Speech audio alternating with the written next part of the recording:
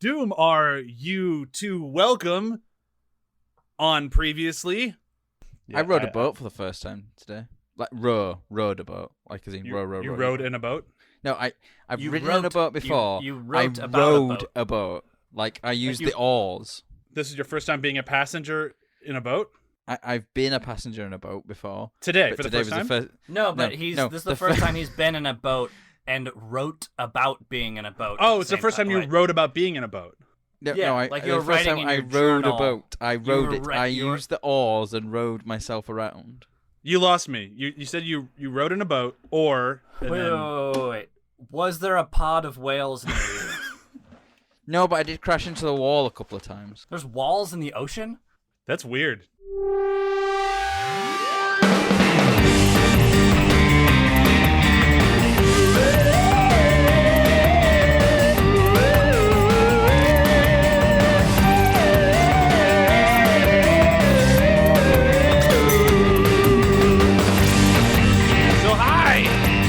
Welcome to You Are Doom. With me, your host, as always, Bryan Dressel.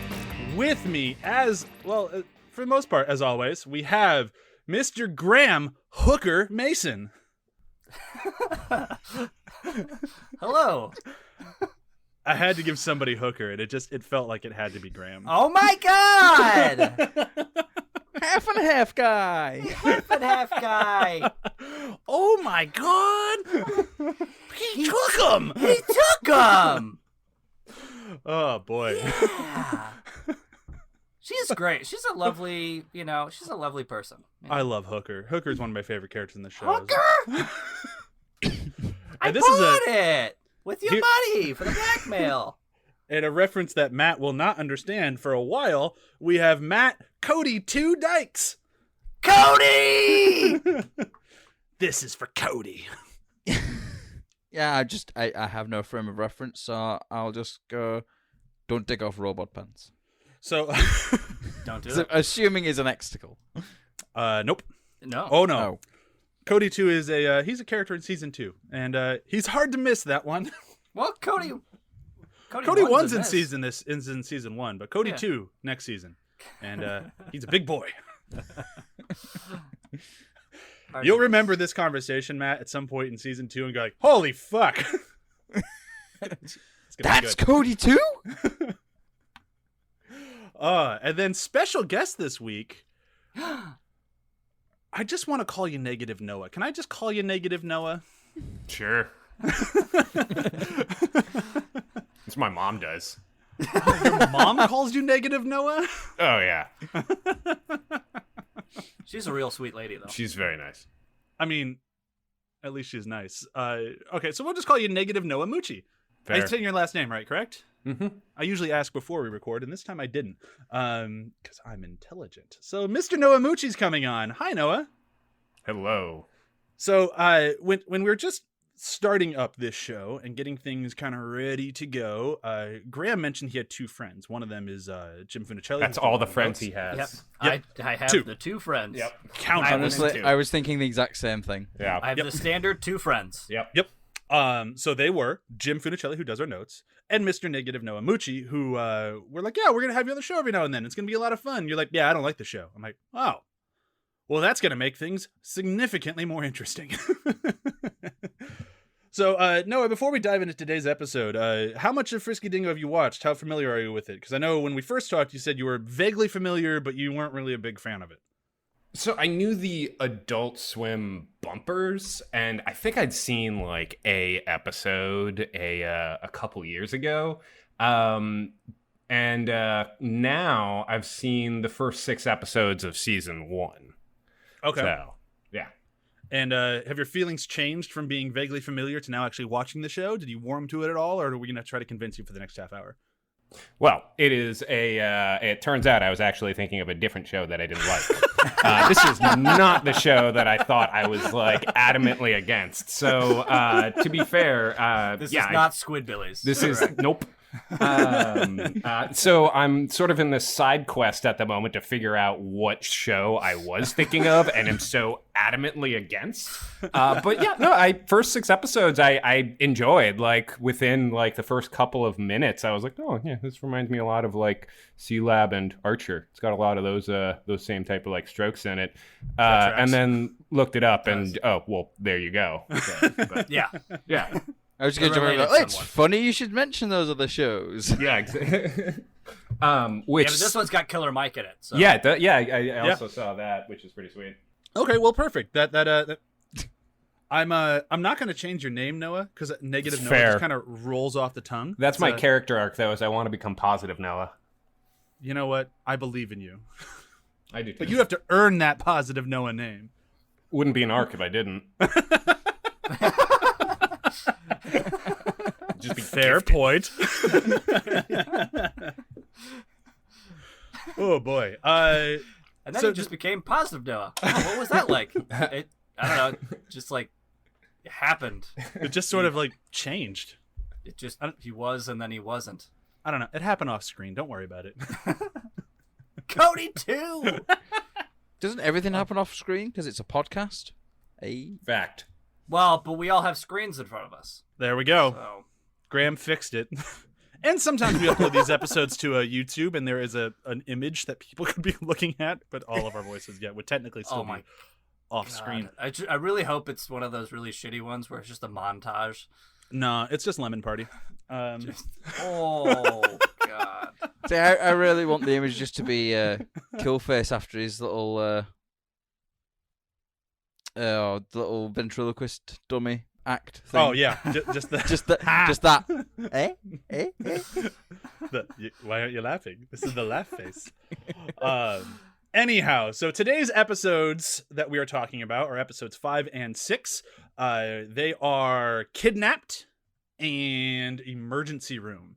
And really quickly before we get started on both of these, I gotta say I'm a little happy that it's kind of a little happy accident that these pairings so far have made for like one solid grouping each podcast so far. I think it's kind of interesting. You guys kind of noticed that too? Like they've been fitting together really well. Yeah, like Kidnapped and Emergency Room, literally like almost like back to back. Like they just it picks up exactly where the last one left off. Does Emergency Room? Oh my god, she fell. Yeah. Couldn't be any more right after. Yeah. Oh yeah, I mean they even overlap a hair, but like it's just kind of interesting that I feel like both episodes or both podcasts for this week and next week, the two episodes that group together as if it's just one pretty solid episode. Yeah. Like yeah, one it felt half like, hour. 2 parts of the same for sure. Yeah. Hopefully that But they will only continue. have 11 minutes. Well, for now they this have part 22. of the kidnapping. Well, do we reckon that maybe each episode was written like a 22-minute episode, but then they were like, we can only schedule you in for like 10 minutes or something. So they've split each one up earlier on into these. I mean, that'd be kind of like an interesting like engineering approach to it, because then you could like utilize it not only for like a 25-minute like broadcast block with like commercials, but then you can also stream it like this.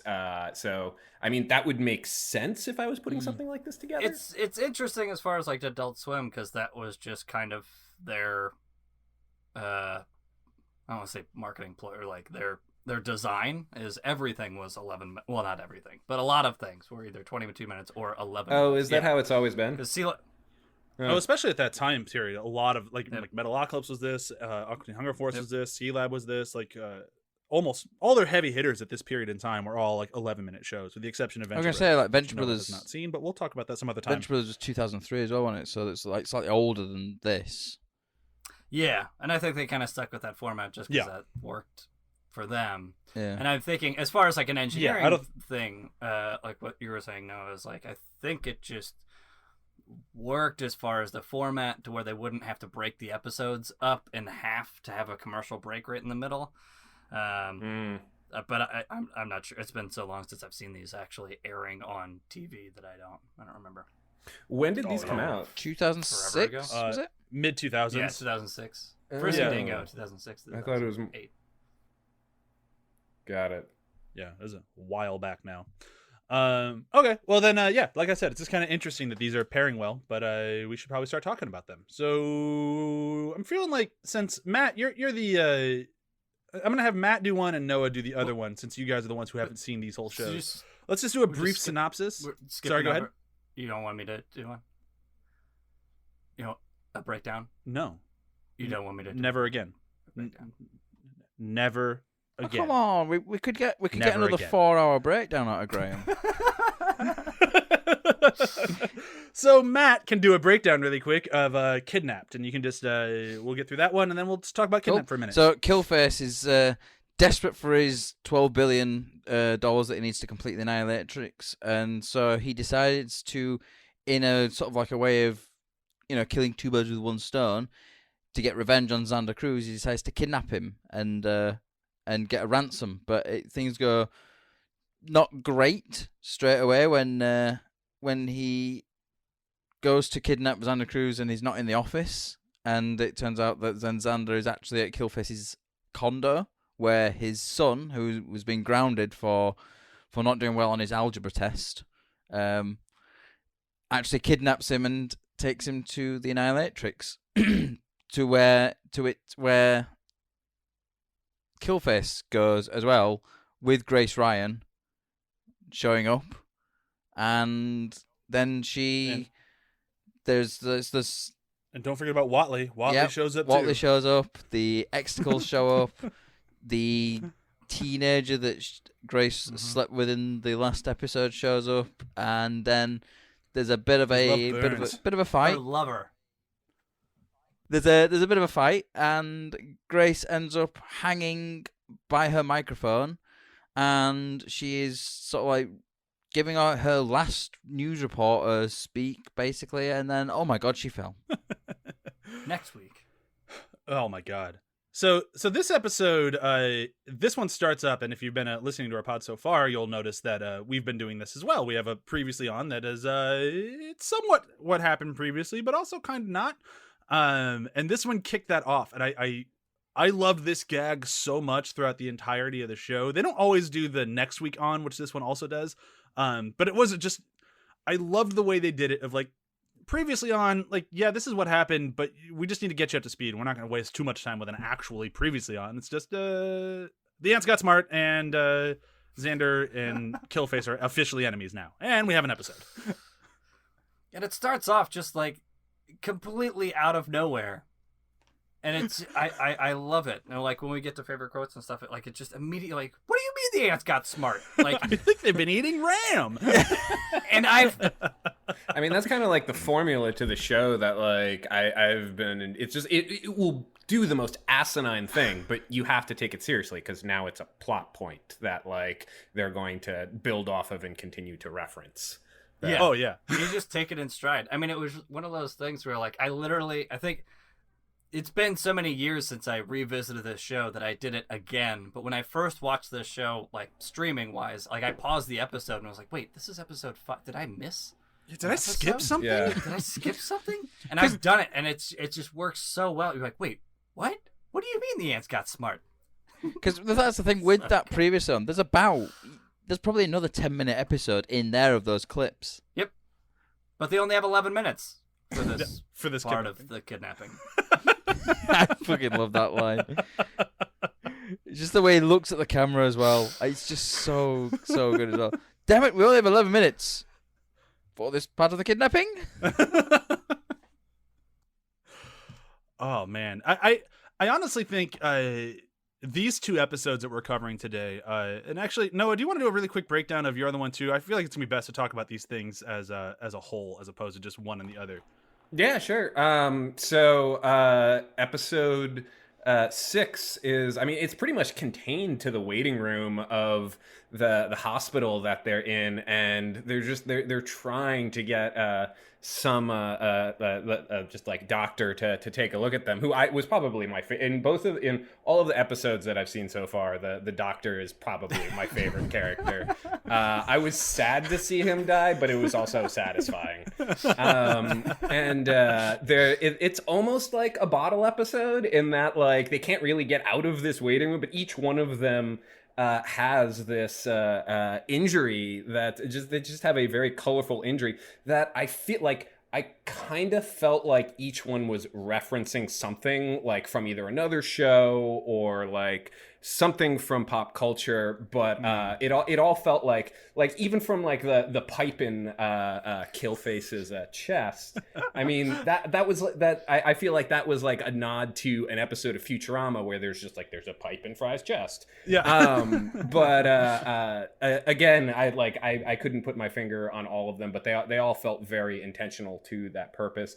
Anyway, they're unable to get the medical attention they need because the Killface's health insurance sucks, and so they're battling with that, and I think ultimately it sort of just comes together in a great way that they don't really that the doctor dies he's the only one that dies. The rest of them are just they get through the rest to the next episode. So, but yeah, I mean, really, Killface just removes the pipe from his chest. Off camera too. Yeah. Phil gets the lobster claw removed, and he's totally fine. Miraculously is totally fine, with the exception of all the cancer they found inside of him. Size of a lamb. And Simon gets bolts Sin's arm back to her. Like, they all just kind of help themselves. Which is how healthcare works these days. Yeah, that's true. Except where Matt's from. Yep. Bastard. Why does it always come back to healthcare with you, Matt? Hey, you brought it up this time. I can't have this conversation. It's going to break my brain. We should talk about Frisky Dingo. I like that show a lot more. Where do you even get these sketches? Everywhere. My God, the doctor in that episode is just beyond hysterical. But we'll get to him. Let's kind of like move through the episodes and just kind of see what we really wanted to point out on these two things. We talked about the previously on, and then we just kind of moved into God, what came right after the previous one? Was it that? I think it's in Killface's apartment. Yeah. Where they're loading up. Yeah, you're right. Okay. Which jumps into one of those where you see Simon, he's got, the belt of ammo and the rocket launcher and the night vision goggles and all of this stuff. And he's just being admonished by his father, Killface, of like, you're not coming with us. It's like, someone who gets C in algebra is not coming with us on this kidnapping. And just the yes, as a matter of fact, we'll probably use algebra like mad today. Which is one of my favorite lines. Yeah. Do you know what? It's interesting as well. Like going from Venture Brothers to this as well. Like Killface is a really good dad. Like the comparison, I know, between him and how Rusty is with his kid. But like Killface is a really good dad. In the next episode as well, he's like, "Oh no, see my son first. He's got a little scrape on his elbow, and Killface has literally a pipe in him." A really bad scrape. Woman, I have a pipe in my lungs.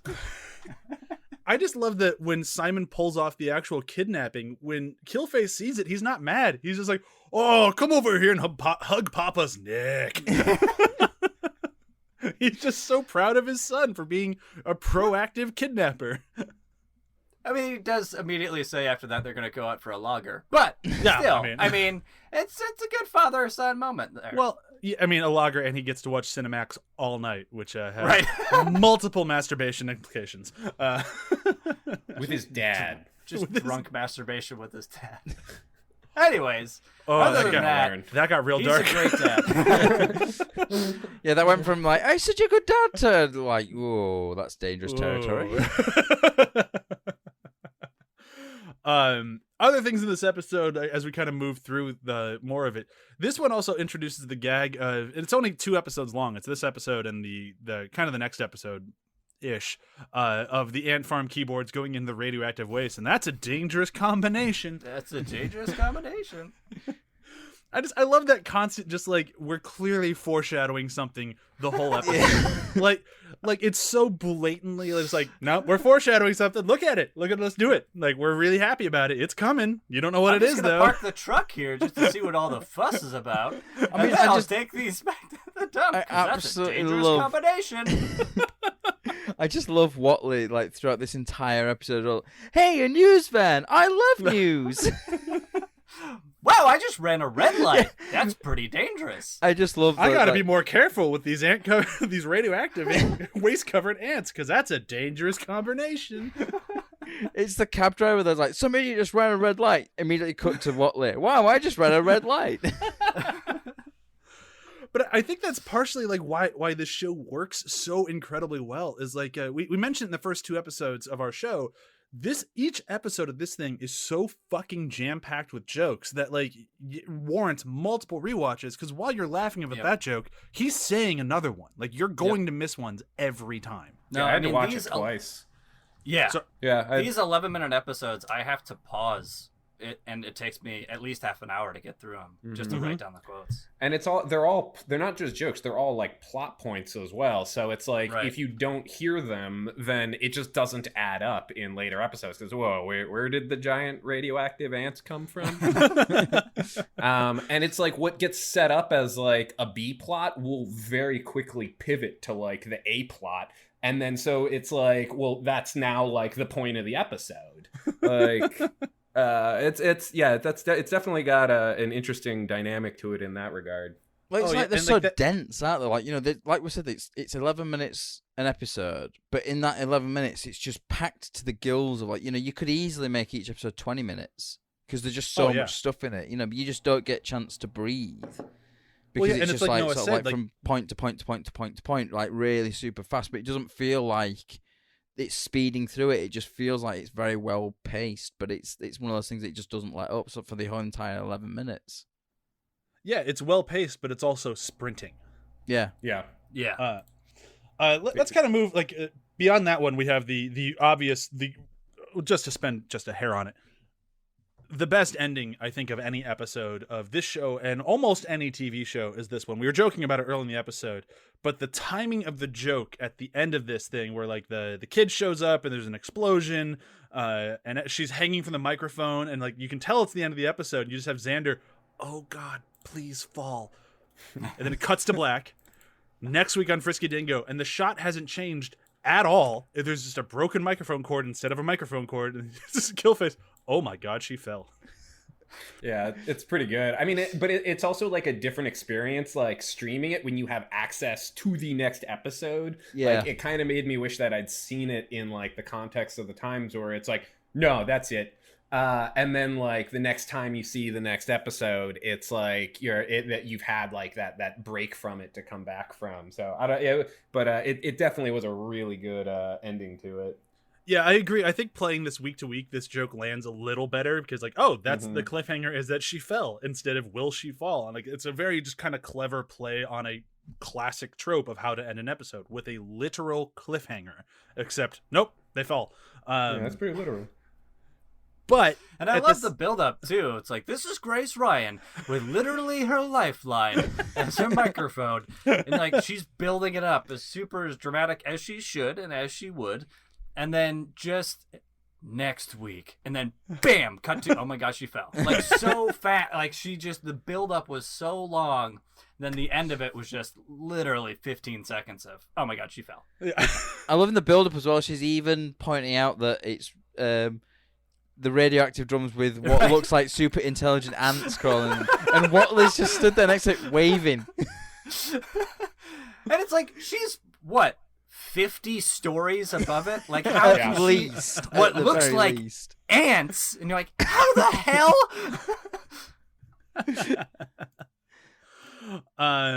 All right, so if that's that episode, moving after she falls, we have to go back into the waiting room. And like this one, kind of like Noah said, this one's a bit more of a bottle episode, so there's not quite as much to chew on because the plot points in this one are kind of slow moving. The biggest thing that I think this one does to move the plot along is it just furthers Killface's hatred of Xander Cruz. Because yes, he didn't pay his premiums, yes, he had problems, but he can't fix the problem because his health insurance is owned by the Cruz company and Xander Cruz, which at that moment in time, Stan was trying to get Xander Cruz declared legally dead, so no one can help out Killface. So like, Because he was successfully kidnapped, but by the Exticles. Yeah, by the X. Yeah. Who I love. Oh, the Exticles are incredible, aren't they? Yeah, that probably my favorite part of the show. I found out they have their own like spin-off. They did like a couple episodes of. Yeah, Don't watch it. Don't watch that. Okay. Don't watch that. We don't speak of the It's X show. it's way better in your mind of what you think it is. Oh man. So just like have it live there and enjoy that thought of not ever seeing really it. good actually in my mind. Yeah, It is, especially isn't it? after you get to like season 2 Decepticles, and it's like, man, these guys just get better and better. And nope. They reach their pinnacle at Decepticles more than you bargained for.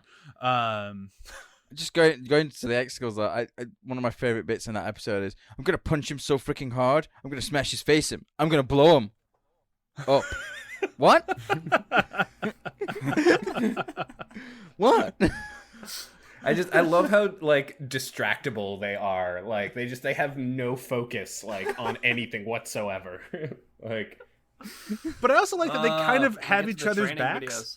Like they they all do. kind of They love working together, but they're also Yeah. like interchangeable. Like they basically they're essentially like clone troopers. Yep. Fat Mike too. Yeah, they all clearly care about each other, but also don't give a shit if they die or not. Yeah.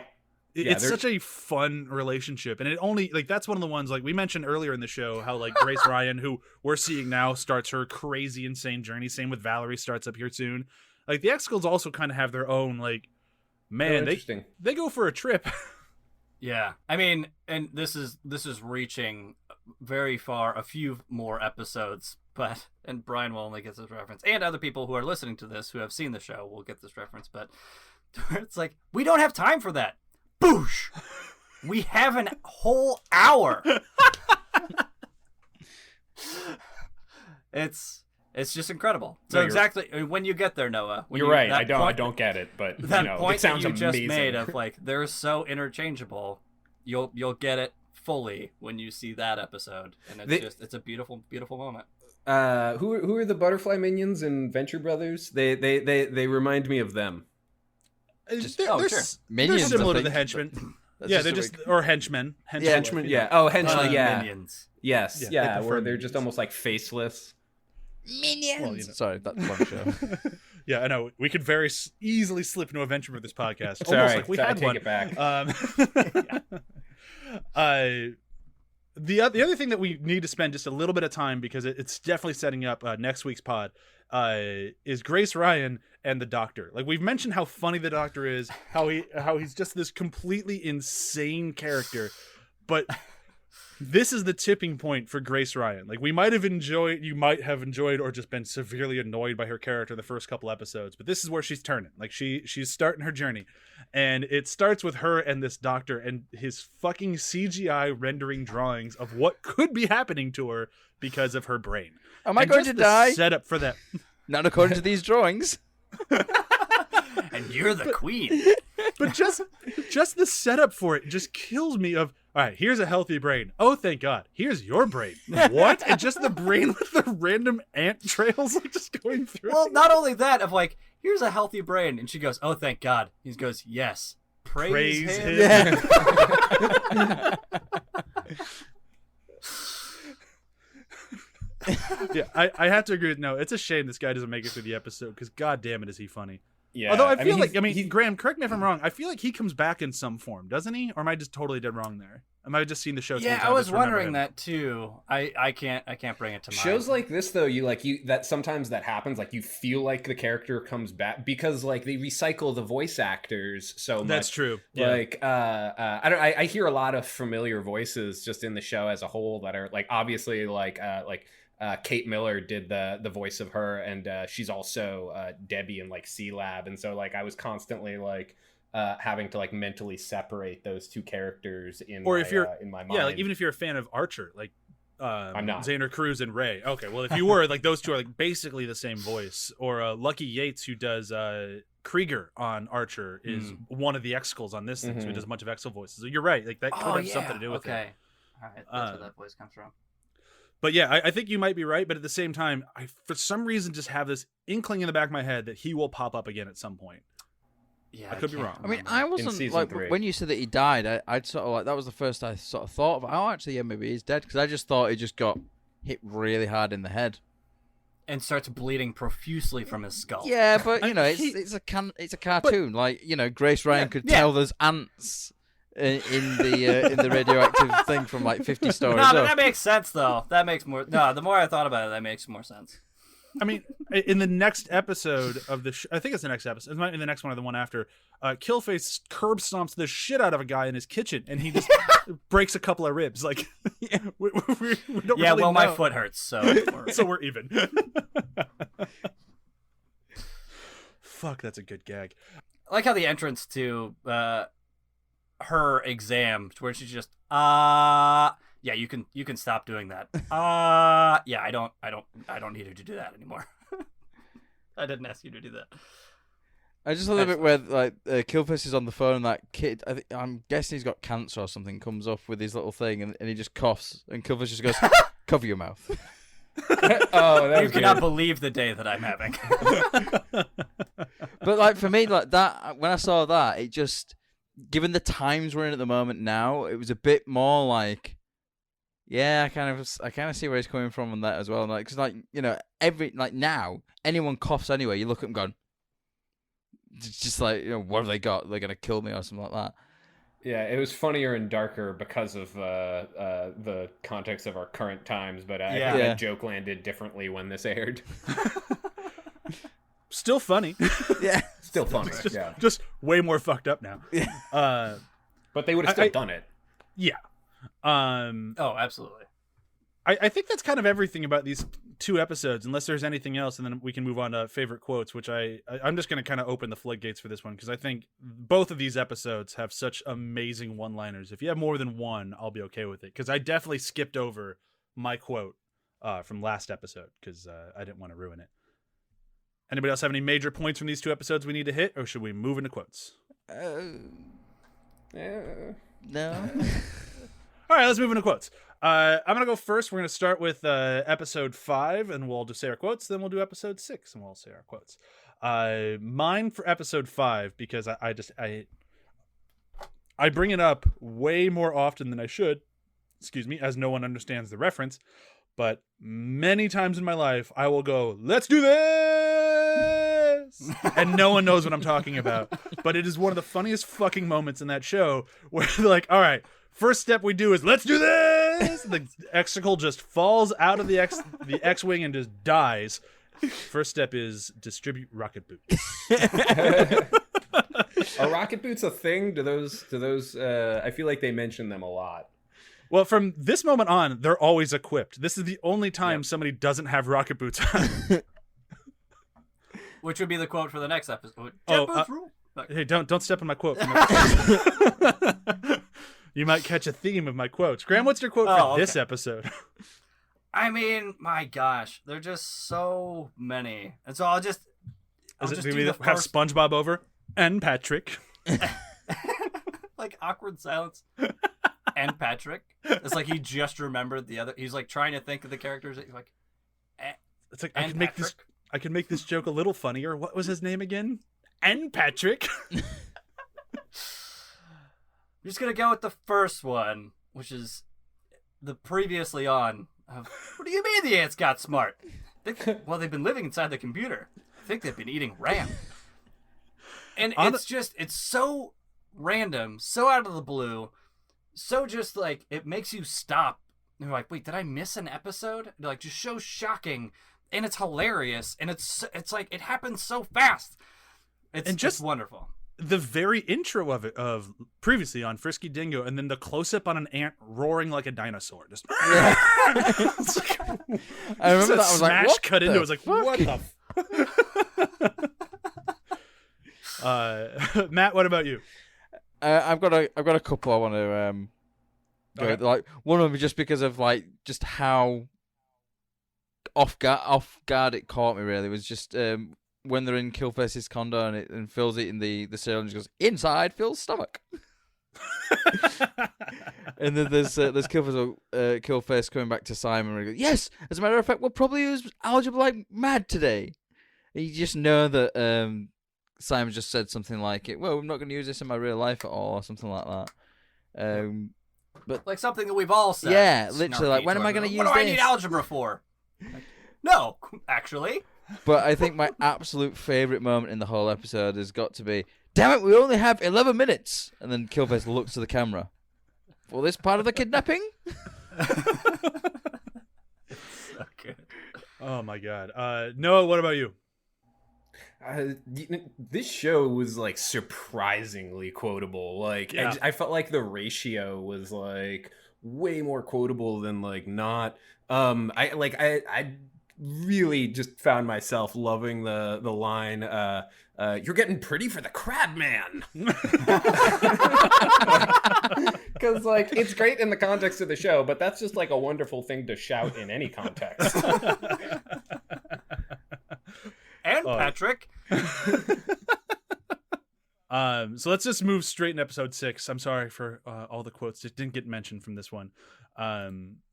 Episode 6, mine is obviously because we kind of spoiled mine, but it has to be after they kidnap Xander Cruz and they're flying away, and one of the X-Schools just goes, "Jet boots rule!" and as great as that line is, the follow-up is why it's my favorite. Of you don't have to say it every time. Like, that's like my equivalent of the, "Sweetie, I'm tired." So good. Graham, what about you? What's your favorite?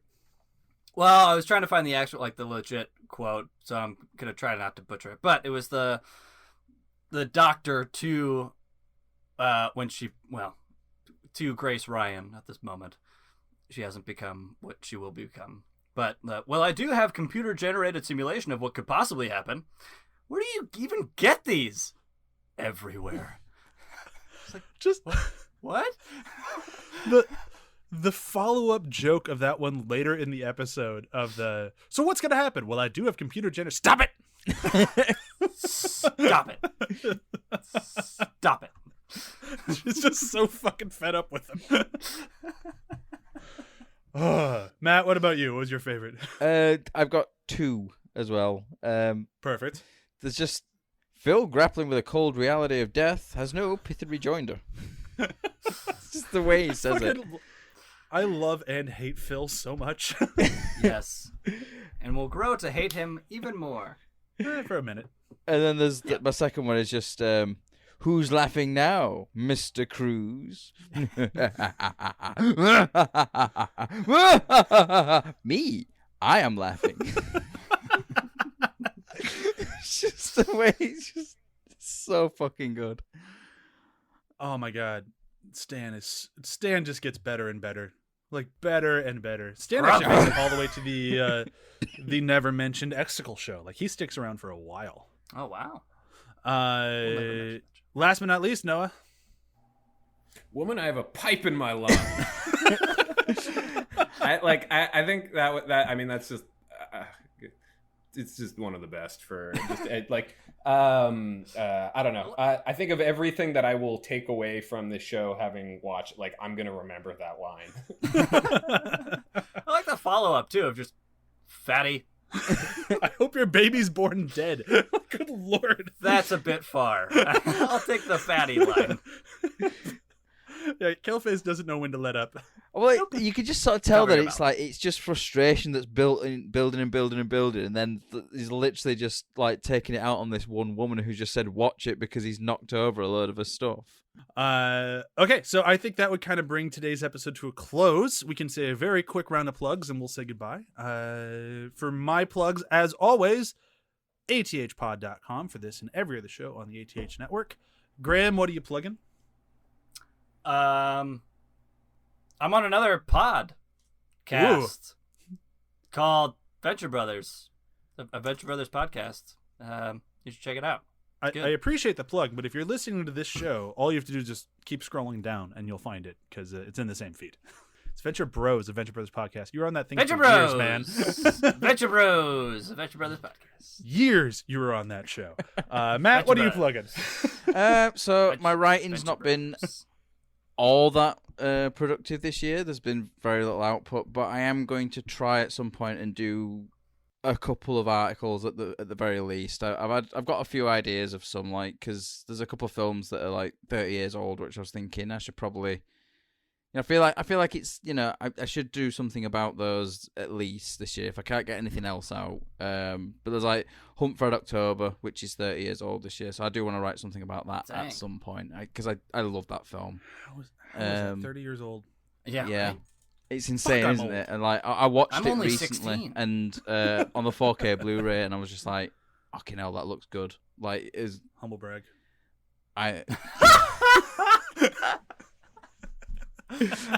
On my new 85-inch OLED. Hey, I technically got my TV for free because they sent me 2, so Humble brag. Scion TC. Scion TC. I won't be your Scion pitch man. TC. Oh boy. With a panoramic sunroof. Oh my god, Graham! I think you just blew out everybody's speakers who are listening to this show. I'm deaf now. I can't hear. Noah, do you have anything you'd like to plug? I have no plugs, but I'm gonna try and figure out what that show is that I don't like, and then I'll make a podcast about it, and I'll plug it then. I will happily be on that show with you. Please. We'll all shit on that show. I will beat the hell out of that show with you, Noah. Me too. Unless it's Venture Brothers. It might be. I have no idea. How dare you? How dare you even make that joke? Because we were all on a podcast called Venture Brothers. Venture Bros, for fuck's sake! Adventure Bros. Adventure Bros podcast. Adventure Boys. Adventure is out there. Oh no, now I'm going for Disney. Someone's going to sue me. All right, thank you everyone so much for listening. Thank you, Noah, for jumping on. It was a lot of fun having you, and we will absolutely have you on again because this was a lot of fun. Bye.